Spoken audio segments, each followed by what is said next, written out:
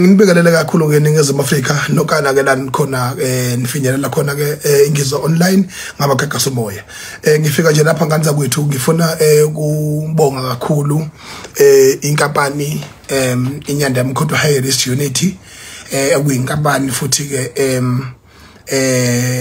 sebenza kakhulu eindaweni eziningi kodwa futhi ephinde futhi ingxenye umsebenzi wayo ukuthi igade impilo yami njengomongameli wamabhinqa. Ngibonge futhi kakhulu enkampanini ya esebenzisana lo inkampani le ma security asebenza ubani inkampani yana uFertility usebenza kakhulu nenkampani yama tracker. Ngiyakubonga kakhulu ukuthi bakwazile ukuthi ngokubambisana neNyanda Mkhonto bakwazi ukuthi imoto kaMfowethu uLembethe itholakale ngokukhulu ukuphuthuma sagijima saqala inkalo bengawazi nomashu ngohambe wonke. Ngakho ke lenkinga ngithi ngiaddress ngokukhulu ukuphuthuma ngoba manje siyathola lapha siyafika epolice station sibone namaphoyisa alapha kwa epolice station kwamashu abakwazile ukuthi aresponde with so quick. Yabona ahlangana amaphoyisa seNtuzuma amaphoyisa akwa kwamashu. Leyo nto niyenzile ingalo yomthetho ngiyabonga kakhulu. Ngibonga kakhulu kwezika Mkhwanazi zenza umsebenzi omkhulu kakhulu. Ngibonga kakhulu kwingalo yomthetho into eniyenzile nakwazi ukumanage isimo sokuthi eSouth Africa ngempela akuyondawo ukudlala.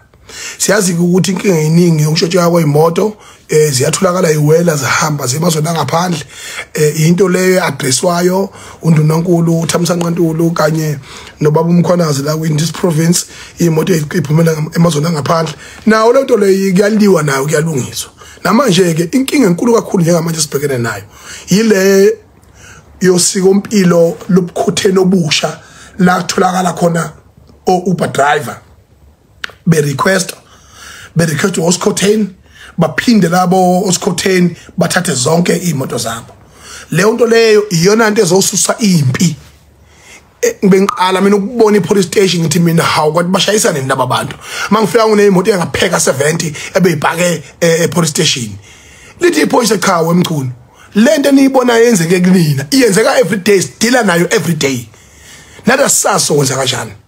Uber driver njengamanje ba under threat enkulu kakhulu. Ngibonga kakhulu kubafowethu futhi lapha Splash sithintanile nabo sathintana nensizwe lapha emahostela sakwazi ukuthi sonke lesimo lesi silandeleke ngokukhulu ukusheshsha ukuthi utholakala umkhondo ukuthi le moto engase ibe kuphi sitholekeleko siyanda isicuye. Okubuhlungu ke amathuba omsebenzi awekho eNingizimu Afrika abantu bayizabela kodwa batholakala segaxelekile ukuthi babe nenkinga yokuthi baphinde bakhuthuzwe babulawa abanye babo. Cishe bambulala umfana wangithi lapha bemshanga isibhamu ekhanda bamphuca zonke izinto zakhe. Leyo nto leyo labo bahlukumezi labo bazojeza.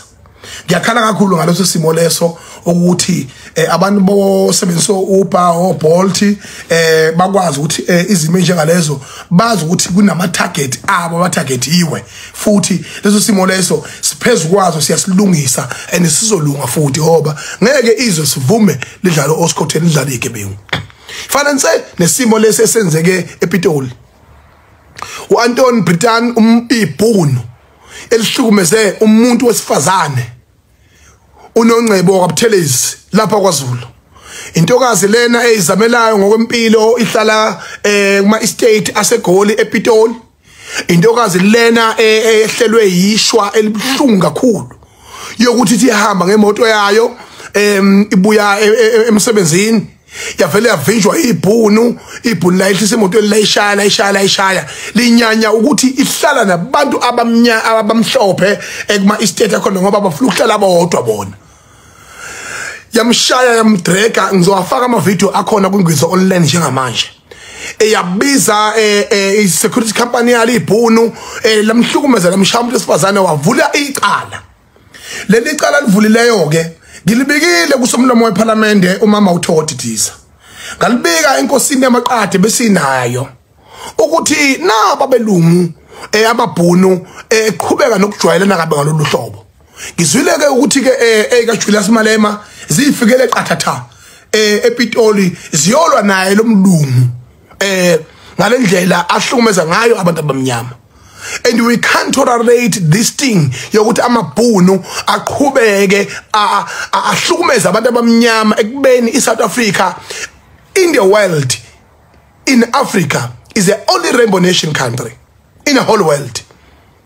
Nothing beats South Africa in terms of racial acceptance, in terms of race acceptance. In the buhlungu sihlukunyezwa siphinde sibandlululwe yilabo abayi minority abafika vele behlukumeza okhokho bethu. Kodwa thina kwasungulwa into ethiwa rainbow nation.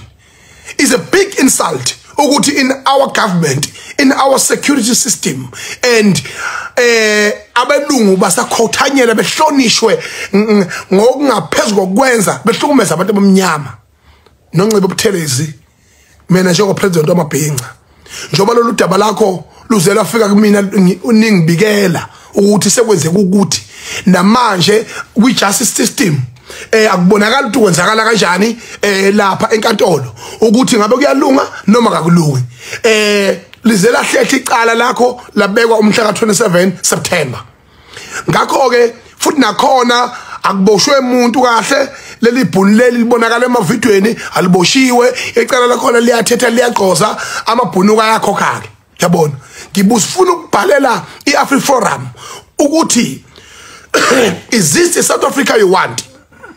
AfriForum, is this the South Africa you want, as you are the most protectors of ama-Afrikaners? Nidle in izwe lapha eCape Town nalibiza ngeOran kwaba yeleni eSouth Africa niphakamisa amaflag enu ngendlela yenu naphinde futhi nadle izwe le ePitoli ngibonile lapho omanye lapha kweze MK izisukuma ziyakhona beyobuza imibuzo. Lokho ke siyakuthanda ke ukuthi kube khona abantu abasukumayo uma khona inkinga khona. Now I'm asking straightforward to this government of South Africa, nani AfriForum, ukuthi is this a South Africa you want? Because uma ngabe singayimpini ngeke nibuye buka ngeke nibuye uMeso naMatshana ngeke nibuye mabhunu ayilungile lento eniyenzayo. That is totally wrong. Ninobandlululo niyasenyanya niyasdiscriminator nihlukumeza abantu besifazane nibaqinye nibashaye bengezona igebengu nibanyanyela nje ibala labe limnyama nibanyanyela nje ukuthi bahlalelani la kuhlala khona nini kanti transformation ke nale economic transformation eyokwenzani manenza nje namabhunu. Ngithi mina ningizima Africa abantu abamnyama bonke ejikelele kulelizwe nabamhlophe abamazisayo ngoyo umuntu. Can we all unite and make this a true rainbow nation country, not a zebra nation country? Shit nonsense. Yabona. Ngisekisile ngithi mina ngomhla ka 27 kuSeptember njoba kuyinyanga yamagugu ngiyaqinisekisa ukuthi ngomhla 27 ngizoyifikela mathupha mina le ePitoli la khona leli cala ngihamba namabhinqa ami ngifuna ukuyobona ukuthi intombi yakwaButhelezi nomcebo uNongcebo Buthelezi lento eniyenze kuye ijustice yaseveka yini. Mama Thokotithisa ushilo kimi next week Monday ngicela sihlangane emahhovisi laKhamasha njoba wami emile amabhinqa ukuthi awafike azokwazi ukukhuluma nawe wachazele ngeParliament uphinde wachazele nangemthetho sekelo walelizwe uphinde futhi nezinhlaka esingayilandela. Bengeke sengikubonile ngiuhulumeni nguyeke ngakubikeli inkinga kaNongcebo. Icala elikhulu kakhulu ke ukuthi sengifikile eduzane kaHulumeni bese ngalibikela lo daba. Wangimukela kahle waze washo wathi uzobhalela iCommittee la Justice likwazi ukuthi likunikeze ireport yokuthi kwenzakalani ngale case ngoba ngize ngasho ukuthi mama kufuneki liba ama ambulance. niqhamuke ngoba sekonakele nibe yicishamlilo qhamuke ngoba sekonakele.